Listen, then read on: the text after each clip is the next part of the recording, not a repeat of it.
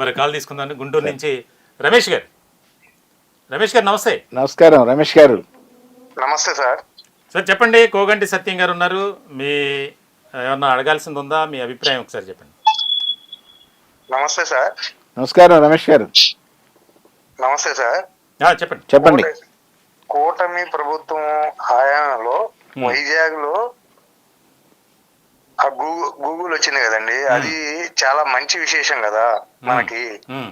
ఆంధ్ర రాష్ట్రంలో గత ప్రభుత్వంలో జగన్మోహన్ రెడ్డి గారు కనీసం రాజధాని అనేది లేకుండా రాష్ట్రాన్ని సర్వనాశనం చేసేసి వదిలిపెట్టేశారు. అందుకే వెళ్ళిపోయారు, 11 సీట్లకు వచ్చారు.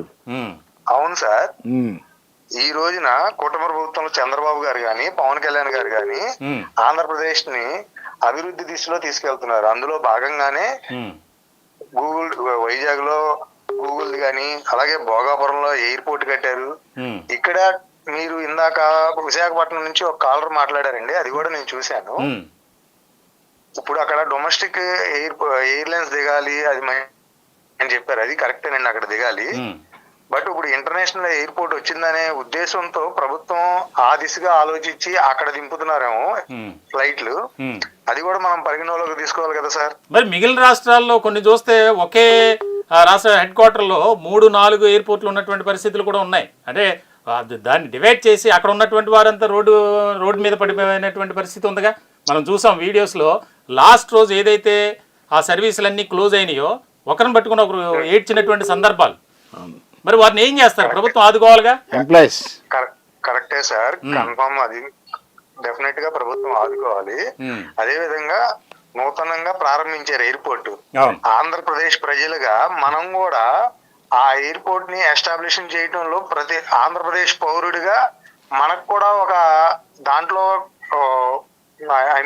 నా భావం ఏంటంటే బాధ్యత అనేది నా భావం. మన రాష్ట్రంలో అంత పెద్ద ఎయిర్పోర్ట్ కట్టారు, ఆ ఎయిర్పోర్ట్ ని ఎస్టాబ్లిష్ చేయడంలో ఆంధ్రప్రదేశ్ పౌరుడిగా గర్వపడాలనేది నా ఉద్దేశం. కాదంట్లా గర్వపడుతున్నాం, కానీ ఇక్కడ ఎంప్లాయీస్ అంతా ఏమైపోయారు, రోడ్డు మీద పడిపోయారు. ఇక్కడ వీళ్ళని తీసుకెళ్లి అక్కడ ఇవ్వడానికి కుదరదు, అక్కడ వాళ్ళకి ఎంప్లాయ్మెంట్ ఇచ్చారు, వారికి ఏదైనా చేయించాలి కదా. అక్కడికి వెళ్తారు, అదే ఎయిర్లైన్స్, అదే ఇండిగో ఉంది, అదే ఎయిర్ ఇండియా ఉంది, వాళ్ళే జిఎంఆర్ వాళ్ళే ఉంటారు కదా.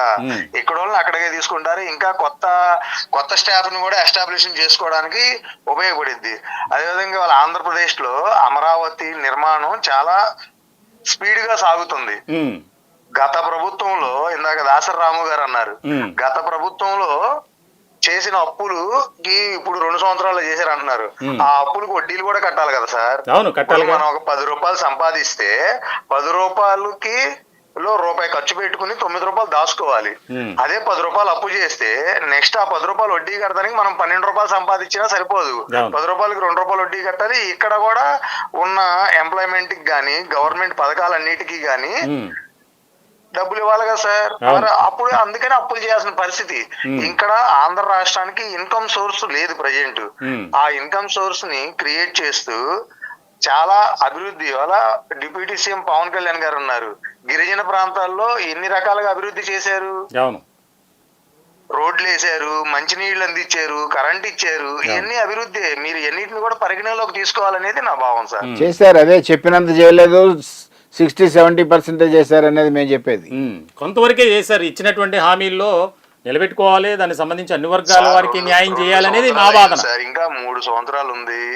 100% గుంటూరు గాని, విజయవాడ గాని, వైజాగ్ గాని కార్పొరేషన్ అన్నిటిలో కూటమి ప్రభుత్వమే విజయం సాధిస్తుంది. 80% చేసింది. ఇంకా 2.5 years గవర్నమెంట్ ఉంది. 100% రీచ్ అవటం ఒక 2 years లోనే 100% ఎక్కడా రీచ్ అవ్వం సత్యం గారు. కట్ అయిపోయింది. రైట్ రమేష్ గారు, థ్యాంక్ యూ మీ అభిప్రాయాన్ని తెలియజేసినందుకు.